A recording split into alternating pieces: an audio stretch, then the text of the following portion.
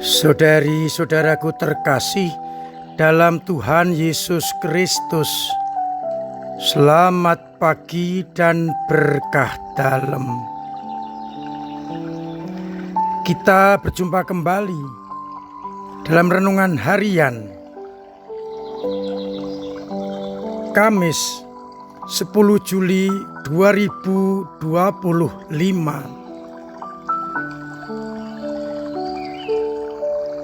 Permenungan kita akan kita dasarkan pada bacaan Ekaristi kemarin. Bacaan pertama kemarin dikutip dari kitab Kejadian bab 41. Digambarkan bagaimana saudara-saudara Yusuf pergi ke Mesir untuk membeli gandum, dan sampai di sana mereka bertemu dengan Yusuf, tetapi mereka tidak mengenalinya.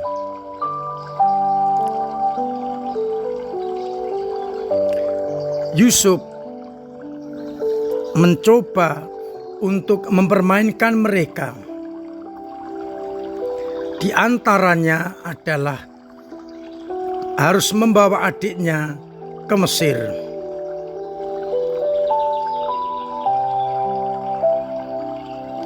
Dan saudara-saudaranya merasa betul-betul kita menanggung akibat dosa kita terhadap adik kita Yusuf. Bukankah dulu mereka melihat betapa Yusuf mengalami kesesakan dan memohon belas kasihan, tetapi kita tidak mau mendengarkannya.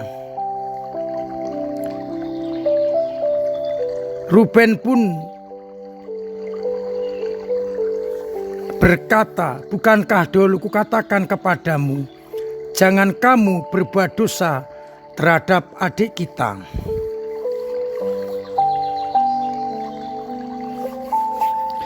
Yusuf tahu bahasa mereka, tetapi pura-pura tidak tahu karena memakai penterjemah.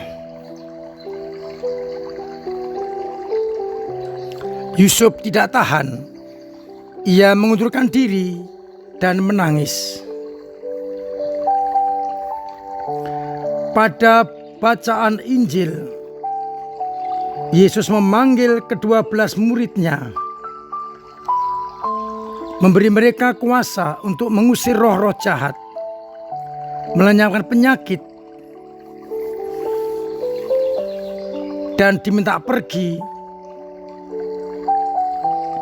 kepada domba-domba Israel yang hilang.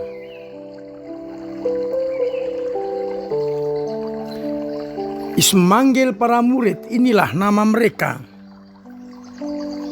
Simon yang disebut dengan Petrus dan Andreas saudaranya, Yakobus anak Zebedius dan Yohanes saudaranya, Filipus dan Bartolomeus, Thomas dan Matius pemungut cukai, Yakobus anak Alfeus dan Tadius, Simon orang Selot, dan Judas Iskariot yang mengkhianati Yesus.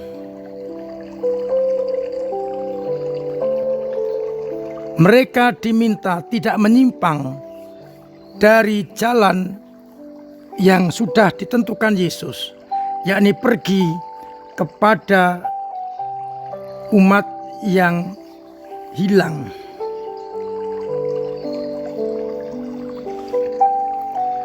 Saudara-saudaraku terkasih dalam Kristus, dari bacaan yang pertama kita melihat bagaimana penyesalan saudara-saudara Yusuf, sehingga mereka mengalami banyak tantangan untuk mendapatkan gandum agar mereka tetap hidup. Kita semua ingat ceritanya, bagaimana ada yang ditahan di Mesir dan kemudian boleh kembali kalau adiknya yang bungsu dibawa. Meskipun hati Yusuf sangat teriris-iris dan ia menangis.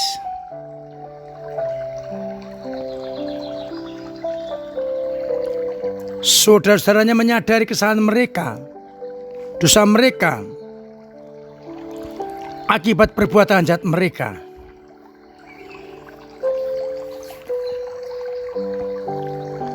Peristiwa-peristiwa membuat saudara-saudara Yusuf menjadi sadar bahwa dosa mereka akan mereka tanggung. Dari bacaan yang pertama, hendaknya kita juga seperti saudara-saudara Yusuf yang yakin dan sadar dosa akan mendatangkan akibat yang tidak ringan. Namun Allah tetap mengampuni dan memelihara mereka, sehingga mereka pun mendapatkan gandum yang diberinya dari Yusuf. Maka kita hendaknya sadar dan tidak lagi mengulangi dosa-dosa kita. Dari bacaan Injil kita mendengar bagaimana Yesus memanggil para murid untuk menjadi pekerja-pekerja, ambil bagian di dalam karya keselamatan.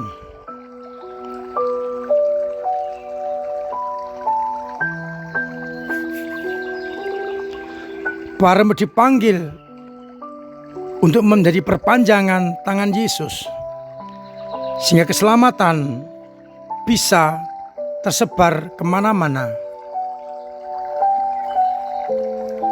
Dipanggil secara pribadi dengan nama masing-masing, dengan keunikannya.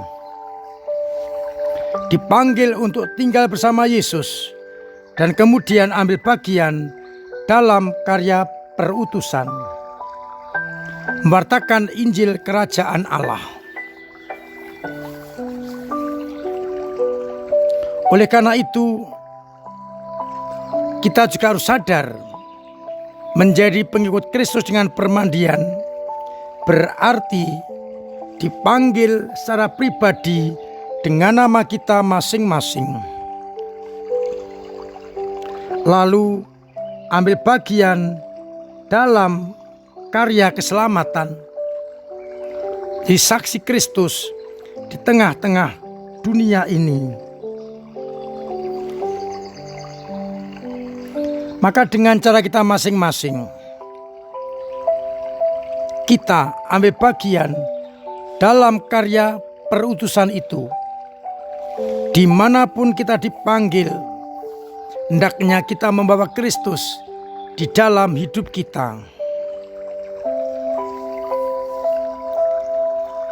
Meskipun banyak tantangan, rintangan, dan kesulitan, kita harus mewartakan Kristus dengan cara kita masing-masing. Dengan itu, kita memenuhi tugas panggilan kita, seperti para murid yang dipanggil pergi ke seluruh dunia, mewartakan Injil Kerajaan Allah. Maka semoga hidup dan karya-karya kita merupakan perwujudan pelaksanaan panggilan kita sebagai pewarta-pewarta Kerajaan Allah. Semoga akhirnya banyak orang yang percaya kepada Kristus lewat pewartaan hidup kita dengan cara kita masing-masing. Mari bersama-sama kita hidupi rahmat panggilan menjadi pewarta-pewarta sabda. Tuhan memberkati kita sekalian. Amin. Marilah kita berdoa.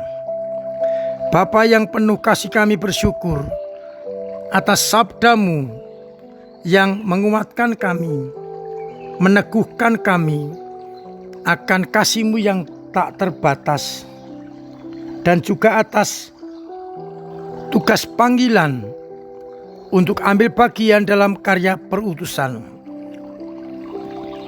Semoga iman kami yang kadang lemah, kadang jatuh, kadang mandek, bahkan kadang hilang, tetap Engkau kuatkan, sehingga dalam menghadapi tantangan apapun juga, iman kami tidak goyah. Semoga umat-Mu yang sakit Engkau sembuhkan, yang punya beban berat Engkau ringankan, yang punya persoalan Engkau bantu untuk mengurainya, agar akhirnya kami boleh mengalami cinta kasih-Mu. Semoga dengan bantuan rahmat-Mu kami tetap mengalami bahwa Engkau menyertai kami. Untuk itu sertai kami dengan berkat-Mu sendiri, Bapa dan Putra dan Roh Kudus. Amin. Saudara-saudaraku terkasih, tetap saya ingatkan untuk memiliki pola hidup yang sehat, agar kita terbebas dari segala mara bahaya.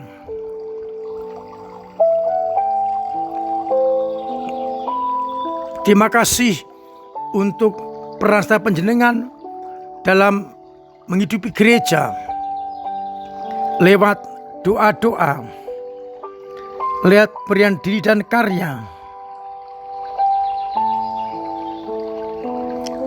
pemberian tenaga, pemberian waktu, dan pemberian dana yang sungguh memperlancar tugas-tugas gereja melayani umat. Terima kasih kepada ketua-ketua lingkungan, ketua wilayah, prodiakon, kabit-kabit, ketua-ketua paguyuban, dan semua saja yang terlibat dalam perkembangan gereja. Mari kita teruskan apa yang sudah baik, dan yang kurang baik kita perbaiki, agar gereja kita benar-benar berkembang semakin katolik dan semakin apostolik. Semoga dengan cara kita masing-masing, kita mampu berkontribusi bagi gereja.